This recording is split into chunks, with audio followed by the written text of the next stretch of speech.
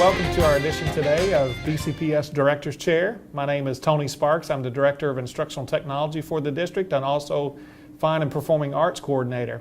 I'm happy to be talking today with Mike Little from Burns Middle School, and Mike is the vocal music director here and also teaches piano keyboard. So today we're going to be discussing how music goes at Burns Middle School. First, Mike, tell me a little bit about your background and maybe how many years you taught at Burns Middle School, how many years you have overall. Okay. Well, I moved to Kentucky from Illinois and went to Western Kentucky University for my undergraduate. And when I finished in '76, student taught at Ohio County High School. Okay. First job was in Muhlenberg County. Went from there to Franklin Simpson High School, came back to Central City while it was still independent. And taught there for 5 years, and then I made the big jump across the Ohio River and taught in Indiana for 25 years. Great, great. So how many years have you been at Burns Middle? This is my 7th year. 7th year. So you see a lot of students, you know, some you probably see all year and some you might see for 9 weeks or a semester, but do you have a favorite class or some classes you'd like to teach a little more than others? That might be a dangerous question to ask. You know, I like the performing classes probably better. We just started a 6th grade chorus in January, and right now that's getting pretty exciting. They'll join forces because I have 2 classes, a 6th grade 5th period and a 6th grade 6th period class, and when the next quarter starts in a couple weeks, they'll be joined together. So I'm excited about that because the very next week we go to contests. Oh, wow. Down at the River Park Center. Great. So I'm excited about that. And right now we're working with the 8th grade and the 7th grade separately, and it's not as big of an ordeal to put them together and get them ready to go to contests, but I'm excited about it. Great, great. I have some experience in my background at middle school. I was a 6th grade principal for a few years, and of course I have a background in music. I was a high school director for 13 years.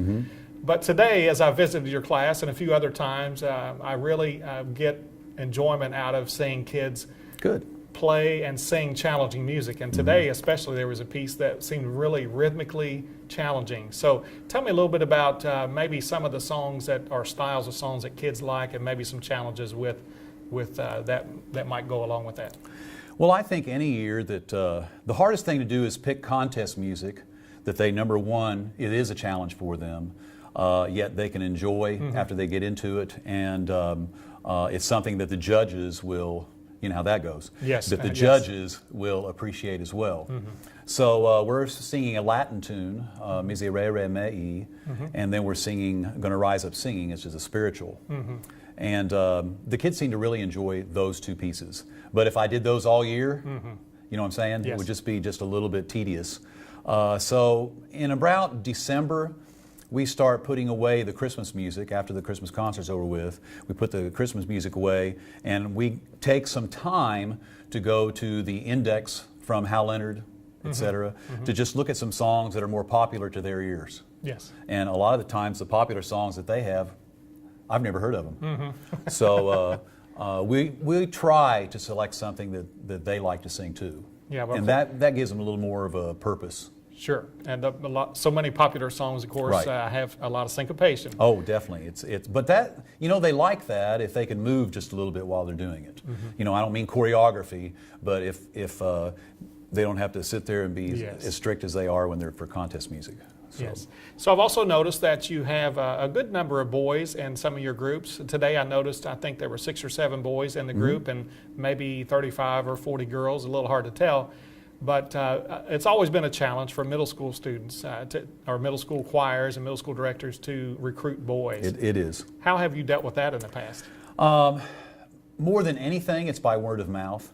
By the time the kids get in the 8th grade and they're pretty solid in being in the chorus, these are the guys now. The girls do too because they have boyfriends. Oh, yeah. And they go out and they'll say, hey, come and join us. Try out. You know, when you're in the 8th grade, they have to try out. Okay.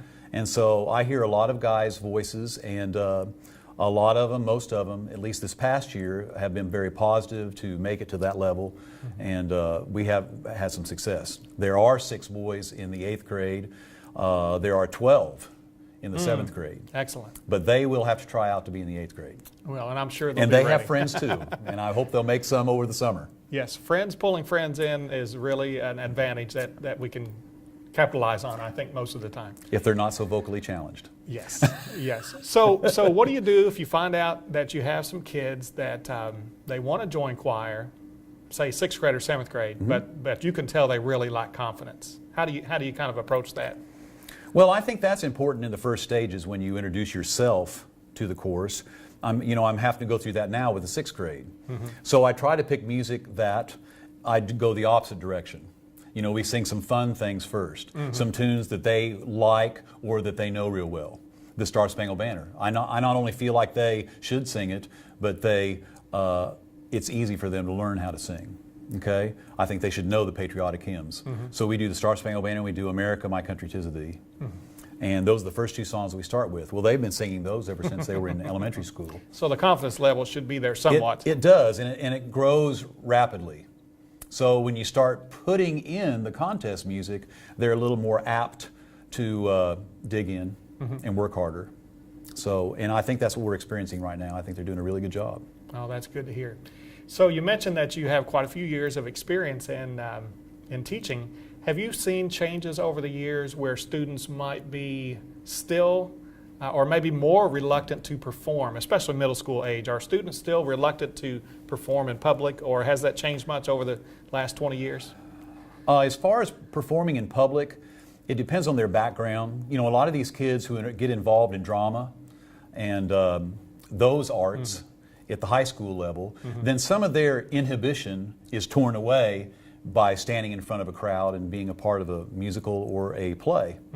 However, at this young age, they don't seem to be afraid of anything in the 6th grade and 7th grade. They start getting just a little bit standoffish when they get in the 8th grade, and I don't know what Sarah has to go through at the high school level here, but they start thinking about what they look like in front of an audience, and if they don't think about it, they're fine. Yes. We have a talent show here in May, and we have some kids that you would never know that they were embarrassed at all. So maybe a little peer pressure or just that age is. of development where they're a little more self-conscious. Yep.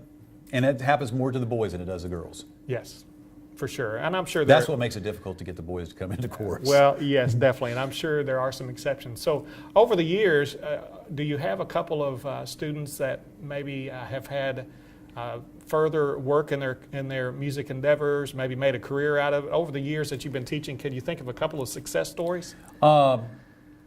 I've only been here 7 years. Okay. But I noticed the paper the other day. Luke's, whatever his name is, I can't think of his last name right now, is in the going to Gatton. Oh, the Gatton Academy? Yeah, he sang bass in my 8th grade chorus here. And Luke was the first person to hit a low F below the staff. Oh, wow. And I was just like, because their voices don't usually change until they get into high school, but his voice changed and it was just amazing. But I have several students at South Spencer. The person who's the band director now at South Spencer was a former student of mine, graduated in 2000. Great. And Greg Keith. And then I have a young man who was an assistant director at Western Kentucky University, who is now an assistant director at Scottsburg up in southern Indiana. Okay, I've heard of them and think they have some strong programs yes, there. they do. Wonderful. So I'm real proud of those 2 gentlemen. Yes. Well, we certainly appreciate the many years of service that you've given to our district in Daviess County Public Schools, and of course many years in other places throughout your career. I understand, of course, that you're looking forward to retirement. Do you have any big plans? Well, I'm going to be a grandfather for the 2nd time in less than a week. Oh, wow. And so I'm excited about being a grandfather. So we'll probably make several trips to California for that. Oh, gosh. My wife has a couple more years to work before she can retire, or she wants to retire anyway. Okay. And so I'm probably going to substitute teach for a while. Well, great. I'm sure a lot of our music teachers would love to have you. I'd love doing it. I think it'd be great. Well, it's been great talking with you today. This concludes our session for our DCPS Director's Chair, and we'll hope to see you next time.